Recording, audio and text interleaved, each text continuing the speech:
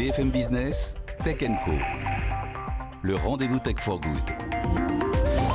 La catégorie Action Citoyenne avec nous ce soir, Action Citoyenne donc, et les Tech for Good Awards effectivement qui vont nous emmener jusqu'au 9 novembre prochain, la grande finale. Ils sont 24 finalistes, à la fin 6 lauréats, donc 4 par catégorie. Il y a 6 catégories, donc on y arrive. Catégorie Action Citoyenne cette semaine avec vous, Félix de Mons. Félix, bonsoir. Bonsoir Sébastien. Ça s'appelle Vendredi, comme le jour de la semaine. Vendredi, l'idée c'est de permettre à chacun d'avoir un impact pour la société via son job, via son travail. Vous êtes en gros une plateforme d'engagement citoyen, alors au service des boîtes, mais des collaborateurs des boîtes. Donc on va dire c'est du B2B, tout ci. Oui, tout à fait. On permet aux entreprises de mettre en mouvement l'ensemble de leurs salariés sur des sujets en lien avec leur raison d'être et leurs enjeux RH, RSE. Du coup, ça va donner des choses très simples. Donc, c'est une plateforme et ça permet, par exemple, à une entreprise comme Mythic de proposer des team building solidaires pour des activités de manager. En ce moment, avec le Covid, ils sont à distance. Ça permet à une entreprise comme le groupe Aéroport de Paris d'accompagner des salariés en fin de carrière en faisant des missions de compétences pour préparer la retraite, un jour par semaine, voire des temps pleins parfois. Ça permet à des entreprises comme Womanity, qui est une entreprise de conseil, de mobiliser ses coachs et ses développeurs pour des problématiques d'association ou d'entreprises sociales. Et on travaille avec plus d'une centaine d'entreprises et plus de 500 associations et entreprises sociales dans toute la France.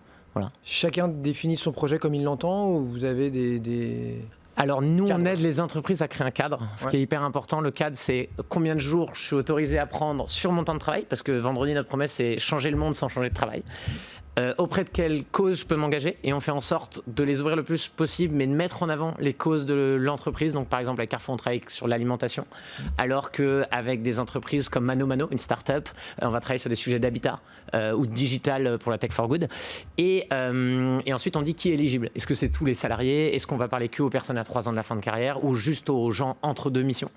Et en fait on aide l'entreprise à définir ça, et une fois qu'on a posé ce cadre, les salariés en fait vont trouver le projet qui leur correspond, et nous on a une plateforme, un produit et des experts qui accompagnent à la fois les salariés, les entreprises et les associations pour faire en sorte que des magnifiques rencontres se passent et qu'il y ait de l'impact.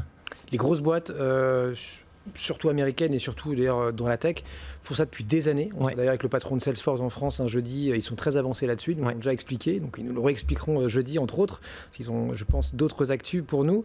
Vous concernant là, comment vous arrivez à évangéliser les boîtes du CAC ou les startups que vous évoquez, là vous avez cité Mythic, Mano Mano et d'autres, c'est pas encore vraiment ancré dans notre culture quand même. En fait c'est quelque chose qui est vraiment en train d'exploser. Ça fait moi 5 ans que j'ai lancé ce projet.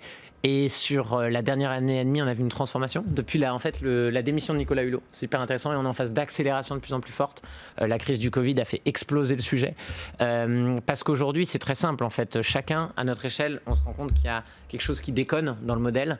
Et on se dit comment, en fait, dans mon temps, je peux être une partie de la solution. Or, on passe 80 000 heures de nos vies à travailler, et on fait comment dans ce temps de travail, et on a besoin de travailler pour plein de choses, et notamment pour gagner sa vie, comment on fait pour que ce soit aligné avec mes valeurs et que ce soit une partie de la solution. Et en fait, les entreprises font face à un enjeu terrible, parce que c'est pas leur métier d'avoir de l'impact au départ. Et nous, notre rôle chez Vendredi, on est là pour les aider par rapport à qui elles sont, comment elles peuvent contribuer dans la partie mobilisation des collaborateurs, et il y a plein de choses à faire. Et vraiment, c'est quelque chose du coup qui est en train d'exploser. Nous, on est en mode autofinancé depuis le début. On était une dizaine à la même époque l'année dernière. On est 23 maintenant. Et ça grandit tout seul, très fort. Autofinancé, donc pas d'augmentation de capital, pas de levée de fonds, pas de tour de table. Ce qui est bien, d'ailleurs, c'est tout à votre honneur. Après, ça veut dire aussi que vous avancez un peu à votre rythme, mais qu'on vous met moins la pression, peut-être qu'il y a moins de concurrence. Sur quel modèle d'ailleurs? C'est quoi le business model? Le business model, c'est super simple. Nous, on est une plateforme SaaS avec un coût de setup en fonction un peu de la taille et de la complexité de l'entreprise, et après un coût de licence en fonction du nombre de collaborateurs, qui va de 1 000 € par an à 50 000, 75 000 si c'est des très très grands groupes internationaux.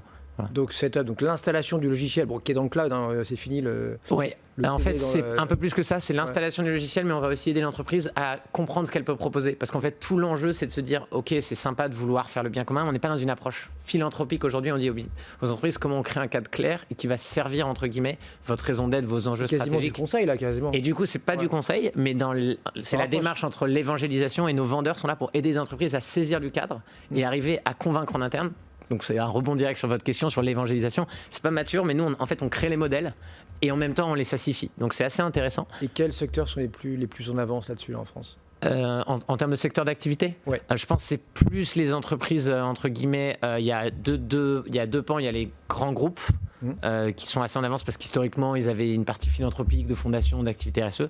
Et après, je dirais qu'il y a à la fois les startups très dynamiques qui avancent sur ces sujets et je dirais les entreprises de conseil et de services. Voilà. Au bout de 4-5 ans, là, vos métriques à vous, combien vous avez entraîné de journées dédiées au monde? Alors on est à plus de 100 000 heures d'impact dédiées sur le temps de travail, que sur le temps de travail, parce qu'on est engagement hors temps de travail, je ne parle pas de ça.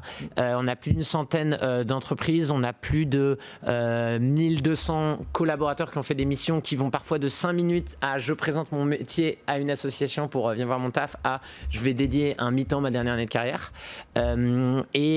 Ça plus que triple chaque année. Donc là c'est vraiment en phase d'explosion. Bon, bah voilà, c'est le meilleur pour la finale des Tech for Good Awards. Ce sera le 9 novembre prochain. Félix Desmonts avec nous. Vendredi, retenez ce nom-là, qui avance pas à pas, mais visiblement, là, ça commence à bien prendre en France et peut-être ailleurs. On vous souhaite on est aussi, je ne l'ai pas précisé, en fait, on est en train de se développer dans le monde entier avec nos grands partenaires. Donc c'est hyper excitant. Ouais. Tenez-nous au courant. Merci beaucoup, Félix.